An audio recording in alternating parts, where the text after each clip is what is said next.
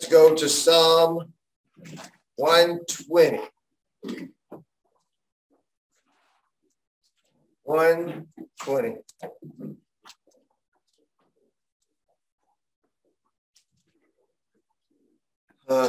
I'm still in the process of studying some things out. So I'm not saying that there isn't, or that it with some study, etc., that you couldn't find it, but some of the rabbits that I was chasing on looking at the psalm the way that I was looking at it, I couldn't verify or validate, at least in the period of time that I've been able to appoint myself to study in preparation. Doesn't mean that maybe the trail that I was headed down isn't true, or couldn't be, made a conceivable case for that particular point of view. But I was trying to look at this last book sort of in an overall way. Well, I'm just still in that process, is what I can tell you.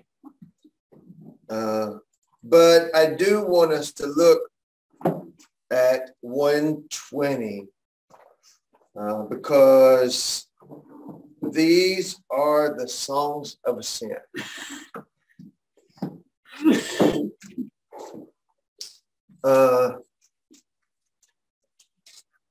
As you read this, you're going to see some things. I want us to sort of point a few things out before we go through.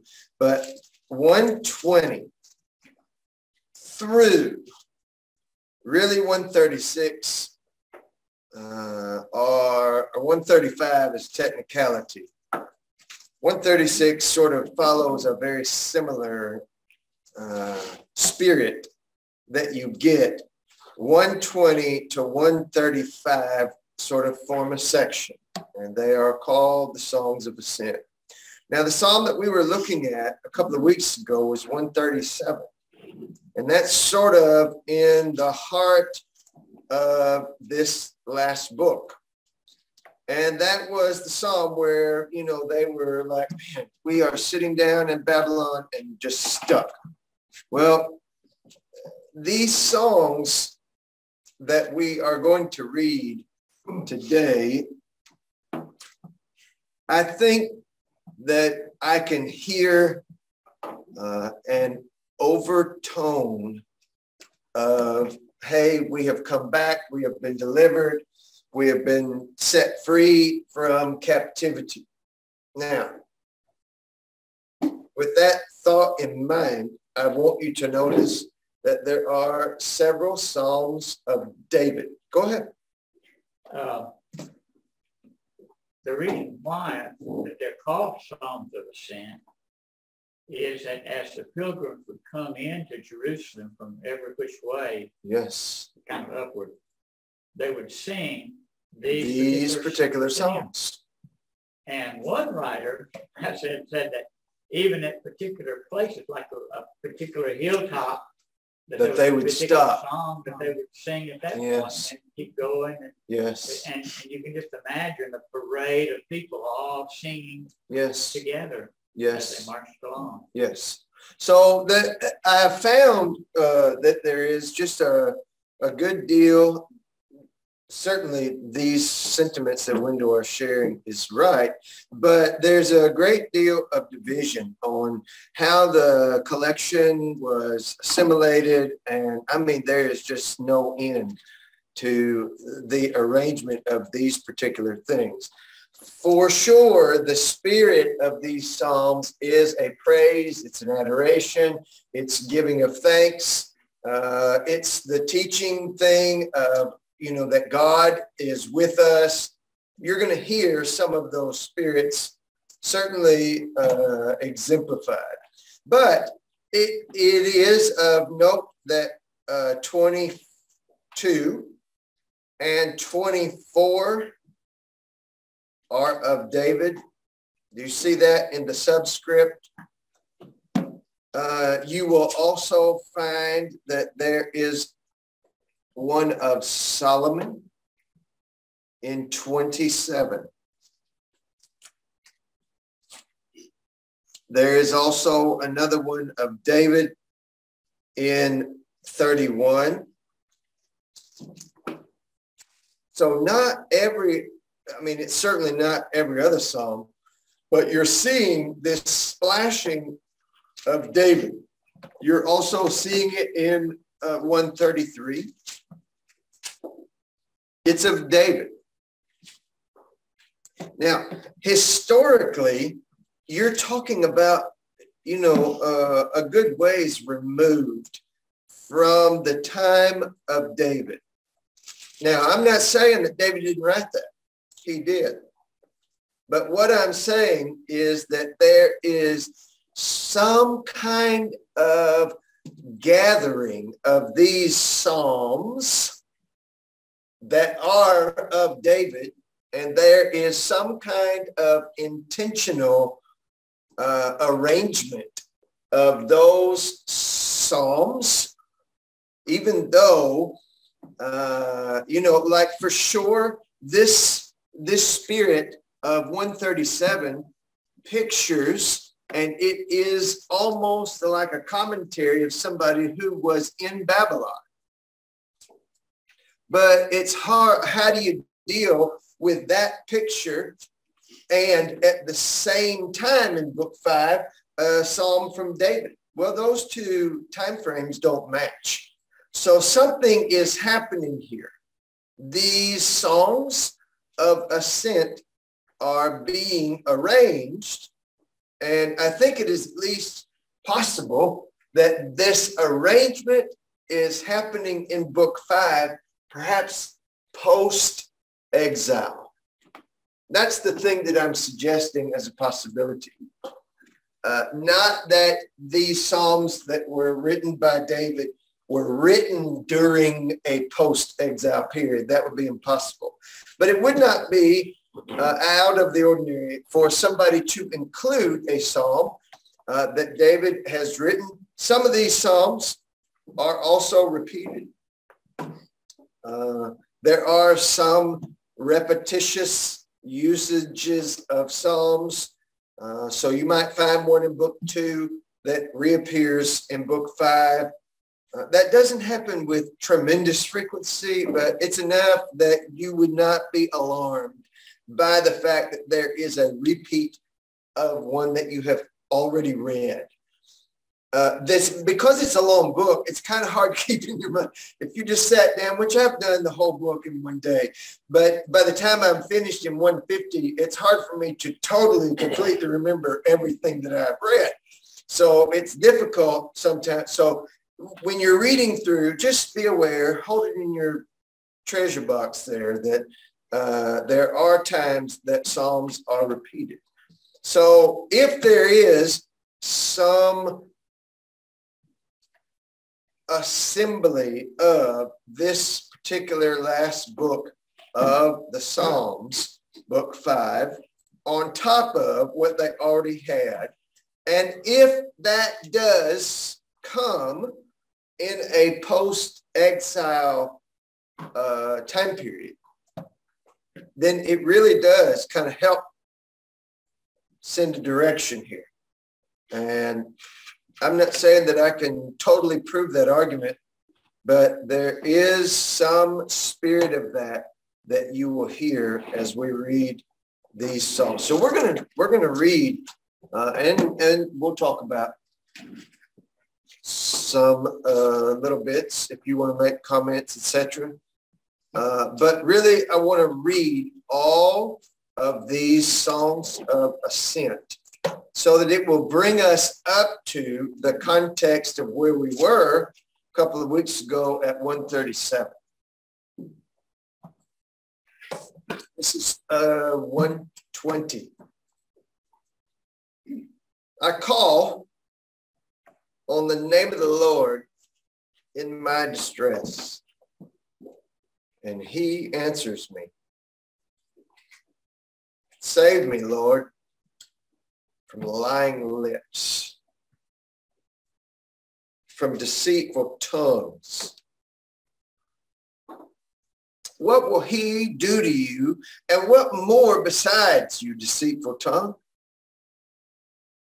He will punish you with a warrior's sharp arrows, with burning coals of a broom bush. Woe to me that I dwell in Meshach, that I live among the tents of Kedar. Too long have I lived among those who hate peace. I am for peace, but when I speak, they are for war.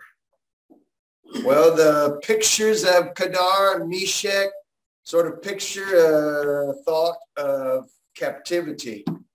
And they are calling on the Lord in their distress. And this is, I also am seeing here a spirit that you don't see. The reason Isaiah, if you read it, that can be very depressing. It can be, because it's just dark. It's the people have turned away from God. They disobeyed. There's not a spirit of obedience. Here in these Psalms, you are hearing a change of personality. And God is taking seemingly that heart of stone and making it into a heart of flesh. So if that is the case, that this is a moment where, especially that you are dealing with post-exile product that God has brought out through his refiner's fire, then all the more impressive these thoughts are. This is sometimes called the Traveler's Psalm, 121. We have a psalm in our psalm book that matches this psalm identically. We don't sing it very much. I've led it a few times. I lift up my eyes. You see what he's doing? I do that. They weren't doing that before they went into captivity. There was nobody that was singing this psalm before they left their house. Where does my help come from? My help comes from the Lord, the maker of heaven and earth. He will not let your foot slip. He who watches over you will not slumber. Indeed, you've memorized this. Indeed, he who watches over Israel will neither slumber nor sleep. The Lord watches over you. The Lord is your shade at your right hand. The sun will not harm you by day, nor the moon by night. The Lord will keep you from all harm. He will watch over your life. The Lord will watch over your coming and going, both now and forevermore. Now, if you rewind and get back into Isaiah where we were, they were saying, for Assyria will watch over you and keep you out of trouble. They were saying, for Babylon will watch over you and keep you out of trouble. They were saying, for Egypt will be your shade at your right hand. Let's send down there for horses and chariots and the strength and all the ways that, and that was why Isaiah was like, you people. For Molech will be the one who, no, but they've changed their tone. And that's why this is it's just a moment where you are seeing the pure heart of somebody that walks in confidence. They don't stay at home. They don't say, Lord, I know that you'll protect me and I'm not going to leave my house. But they go. He will not let your foot slip. He's watching over you. He's there for you. He's going to keep you from harm. You're going in and out. He's going to be watching over you. This is 22 of David.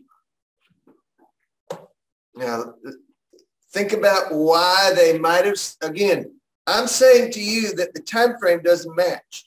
David is not in this current generation, so he's not writing new songs. So what they had to find is a song that David had already written. But why does it arrange itself like this? And why is it that these 15 songs are collected and gathered for this particular purpose? Well, listen to what David said. I rejoiced with those who said to me, let us go to the house of the Lord. Do you see? That's what David said. Isaiah 2. More, there's lots of places. Yeah. In fact, that identical is given about 4 times in the Bible. Okay, so there is just an encouragement for us to go up to the house of the Lord. But those people that had been banned from the temple because they had turned their back on God, been destroyed, and been sent off into captivity, couldn't do that. And they experienced a period of 70 years when they could not physically do what they are saying here. Now, you hear that? So David is saying, hey, let us go up to the house of the Lord. And they get into that and they're like, oh, wow. Yeah, that's the one we want to be a part of. Now, see, you see that they might have had that kind of sentiment as to why David's psalm was here arranged. Let us go up to the house of the Lord. Our feet are standing in your gates, Jerusalem. Jerusalem is built like a city that is closely compacted. That is where the tribes go up, the tribes of the Lord, to praise the name of the Lord. Look at this. According to the statutes given to Israel. Now, wait, don't just read over that. Who's writing that? David is writing that.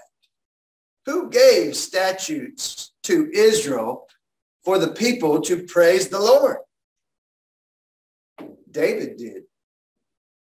Remember, he gave all those things that we read a couple of weeks ago when we were in the end of First Chronicles, and he had assembled all these materials and organized all these people and arranged all these singers, and he arranged for them to do that. And when the captives come back, it is even mentioned in the book of Ezra, maybe Ezra or Nehemiah, when they are rearranging the people and they refer back and they say, these people were appointed as singers according to the word that David had spoken.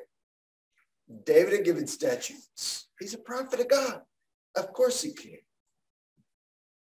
There stand the thrones, verse 5. There stand the throne for judgment. In Jerusalem, the throne of the house of David. Pray for the peace of Jerusalem. May those you love be secure. May there be peace within your walls and security in your citadels. For the sake of my family and my friends, I will say, peace be within you. For the sake of the house of the Lord, look at the end of it. I will seek your prosperity. Now, we could understand that about David. I mean, he was a man after God. But these are a collection. And somebody has arranged this voice from David for a reason. That's what I'm trying to suggest, that there is some continuity here. 23. Again, look at the emphasis. I lift up my eyes. That's exactly the same spirit as 21. I lift up my eyes to you who sit enthroned in the heavens. As the eyes of a slave look to the hand of its master, and the eyes of a female slave look to the hand of her mistress, so our eyes look to you, Lord our God, till he shows us his mercy. Have mercy on us, Lord. Have mercy on us. For we have endured no end of contempt. We have endured no end of ridicule from the arrogant, of contempt from the proud. And they're coming up the hill. And as they are ascending the hill, they are singing these particular songs. The Spirit is obviously involved in the collection, in the arrangement, and in their intention. But we're trying to figure out what they intended by. What did they do that by? Why did they arrange them like they did? Somebody did that. I lift up my eyes. Now he sees his life is involved. There's ridicule, there's contempt, but our eyes, verse 2, our eyes are on the Lord. 24. Again, this is of David. If the Lord had not been on our side, let Israel say, if the Lord had not been on our side. Now, do you see how collectively the people are involved? That's written, and we miss that sentiment. But that is what the people would say. They would follow along with, okay, if the Lord had not been on our side. Now, pause. Let the people say. And they would have responded, let the Lord, if the Lord had not been on our side. And they are physically involved in the speaking of that. It's like our singing, but I'm sure it's completely different. We would be probably fascinated by their form of what it looked like and sounded like, but it's not exactly to the tune of ours. But it's still the same idea. From the heart, praise to God, if the Lord had not been on our side. See, that's the situation. He is on our side. That's what he's involving the people to remember. And this is from David. They would have swallowed us alive. When their anger flared against us, the flood would have engulfed us. The torrent would have swept over us. The raging waters would have swept us away. Praise be to the Lord, who has not let us been torn by their teeth. We have escaped like a bird from a fowler's snare. Ooh, you know how that feels? I know what it feels like to snare an animal. But the one that escapes from that snare, ooh, he feels free. You ever been there? You almost causing all this ridicule on them. Captivity is certainly what could have been perceived in their minds, because they are made to live like they didn't want to live. And they are cut off. They're carried off. They're physically carried off. Many of them were. And who was causing that? The Babylonians that came in, especially at the end there, and took over Judah and ransacked the place. And God then promises that he is going to protect them. But David's psalm is perhaps being used just because he is confident, and he reminds them, even like at the end of the psalm there in verse 8, our help is in the name of the Lord, the maker of heaven and earth. Wendell, go ahead. I just wanted to say something, what you pointed out in the beginning, like in verse 1, and let Israel say. Yes. Probably this whole psalm is an example of what was called lined out. Yeah, come on. That the speaker or the song leader would say the first line, right. And then the congregation would respond that same line again in response.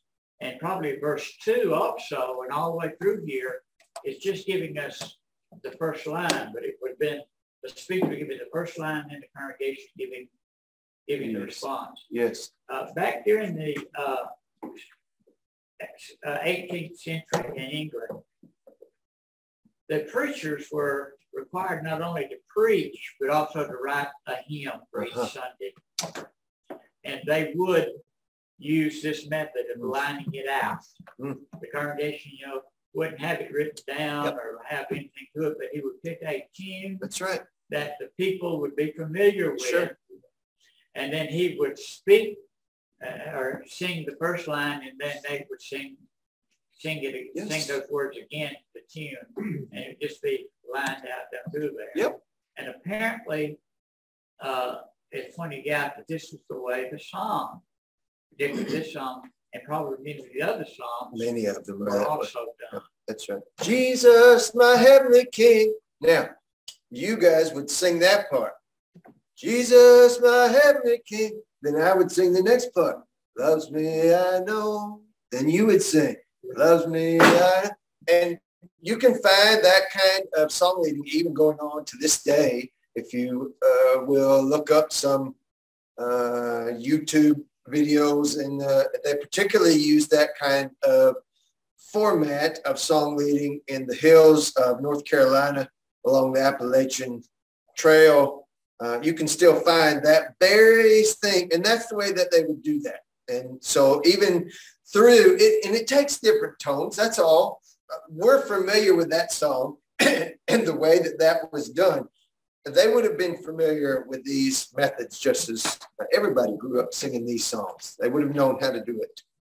Well, I was watching when the Black Church, that's what they called it, then I was watching a series on that last night back in the 1800s. Yeah. And it to me, some of this is so much like There, it. there is, and the focus is that there is teaching that happens through song. I mean, can you turn off the ABCs in your head? I mean, you can't do it. You from infancy, you've been taught that little, and you immediately recognize that hymn, I could just hum it, and then there you'd go. I mean, you can't nearly stop yourself. Well, that same principle that is taken, we see that as education, but education came late. It was applied to spiritual things before it was applied to ABCs.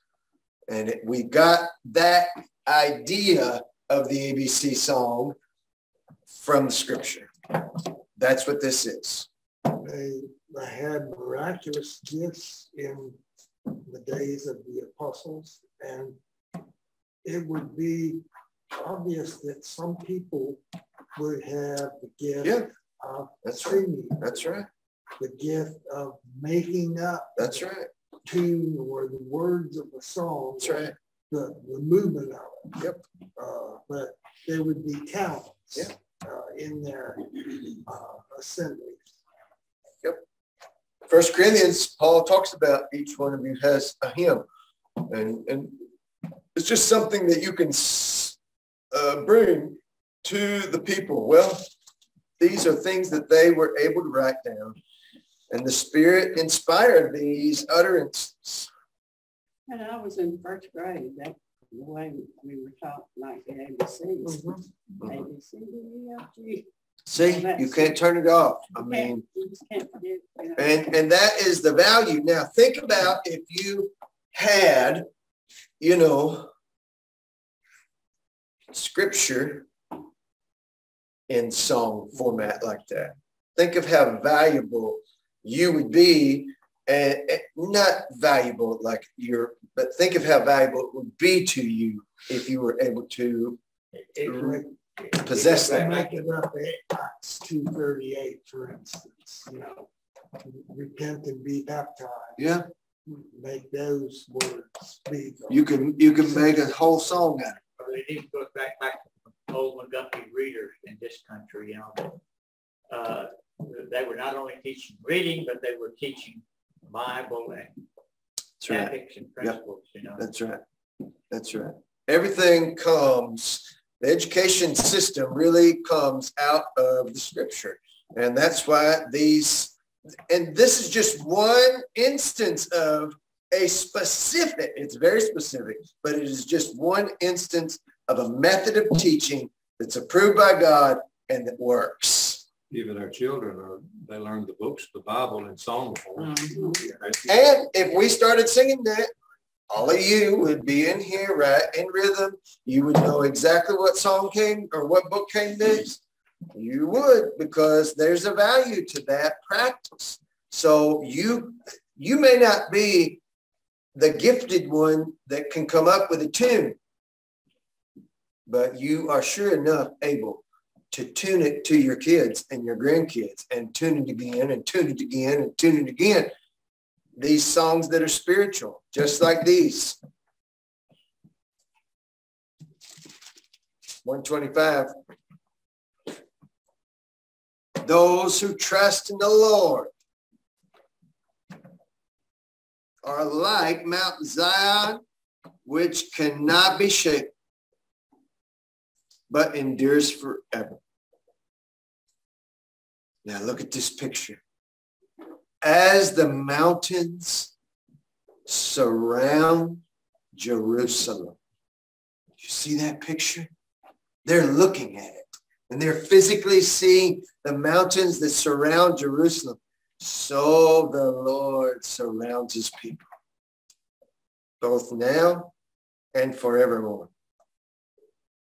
The scepter of the wicked will not remain over the land allotted to the righteous. For then the righteous might use their hands to do evil. Oh, Lord, do good to those who are good, to those who are upright in heart. But those who turn to crooked ways, the Lord will banish with the evildoers. Peace be on Israel. When the Lord, 26, when the Lord restored,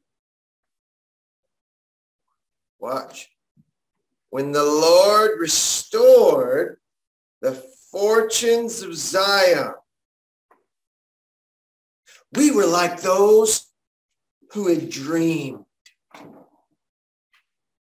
Our mouths were filled with laughter, our tongues with songs of joy. Then it was said among the nations, the Lord has done great things for them. The Lord has done great things. And we are filled with joy. Restore our fortunes, Lord, like streams in the Negev. Those who sow with tears will reap with songs of joy. Those who go out weeping, carrying seed to sow, will return with songs of joy, carrying sheaves with them. See, it sounds like that's a picture of exile. And the Lord restores the fortunes. And did you see verse 2 there? Then it was said among the nations. Well, who might that be said among? Well, that might be said among Babylon. That might be said among the Medes and Persians. That might be said in post-activity. that the Lord has done great things for them. And that is exactly what was said. Oh, Darius and some of these other kings, Cyrus, these other kings that are not of Jewish descent. They're Gentile kings. But yet they were the ones who said great things about God. Even Nebuchadnezzar, in his period of leadership, has come to the Lord, and he says great things about the Lord. And he says Lord, great things to these people. Sends out a letter to all of his comrades expressing his desire. Darius says great things. Cyrus, later on, even down into that trail will follow, even down to more Persian kings like Xerxes and Artaxerxes. So the Lord restores their fortunes. And it's this great picture that ends with songs of joy. In verse 4, is he saying, are they saying they want to go back into captivity? No, restore our fortunes. That is, you bring us home and give us the treasures that you have promised, which he did. And he brought them back and he blessed them abundantly in the land. And so it is restore our fortunes. Captivity is not a good word there.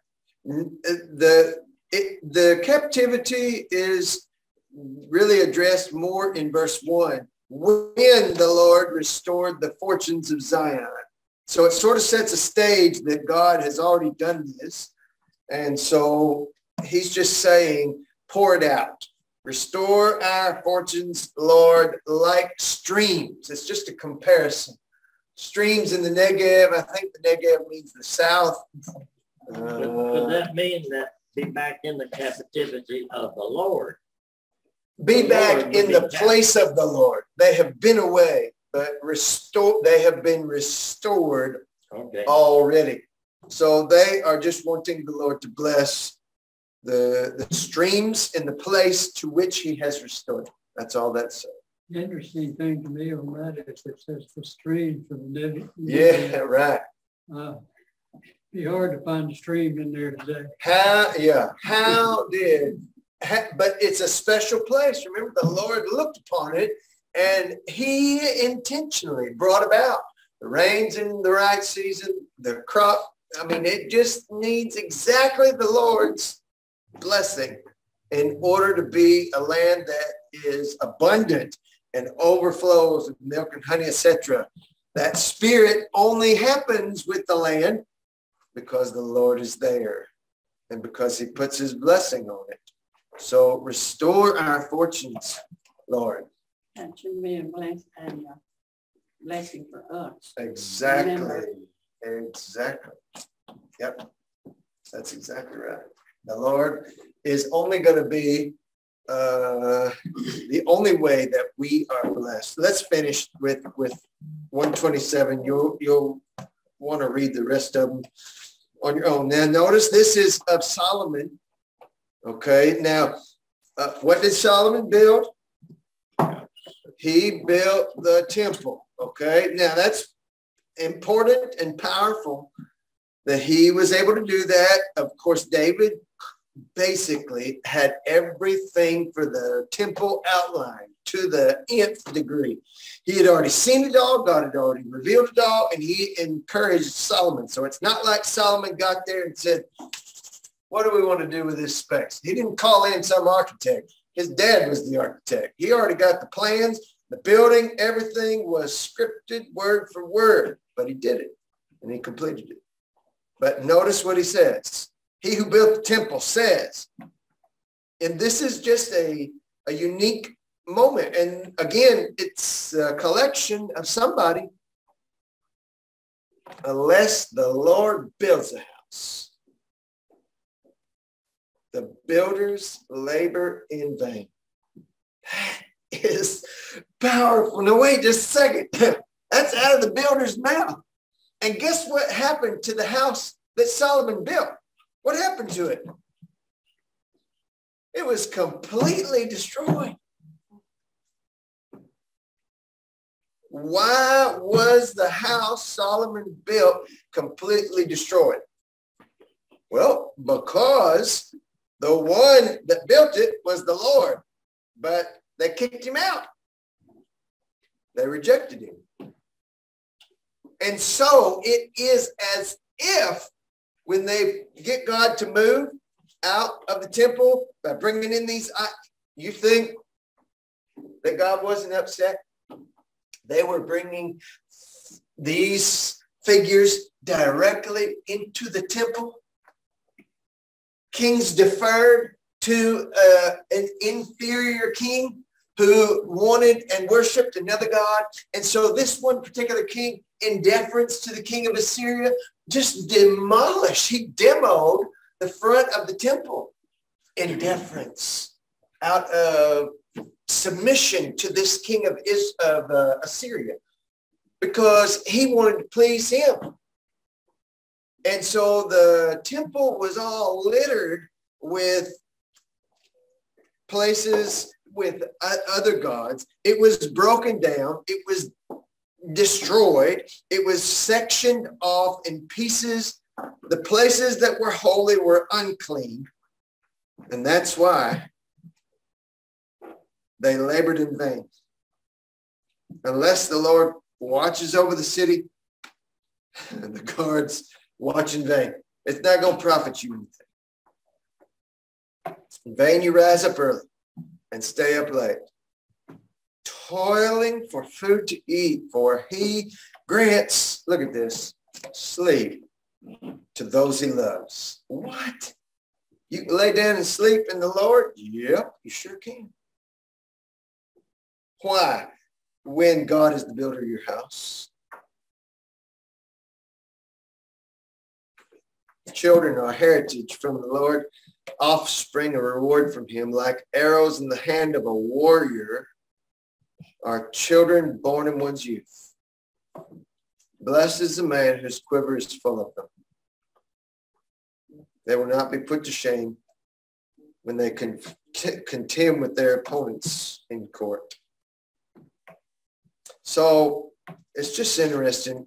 Go home and read the rest of them and get all the way over here to 36. And I think Scott will take over next week, I think, because he was wanting about 6 weeks. Memory serves me right. So he's going to be with you beginning next week, and then I'll be back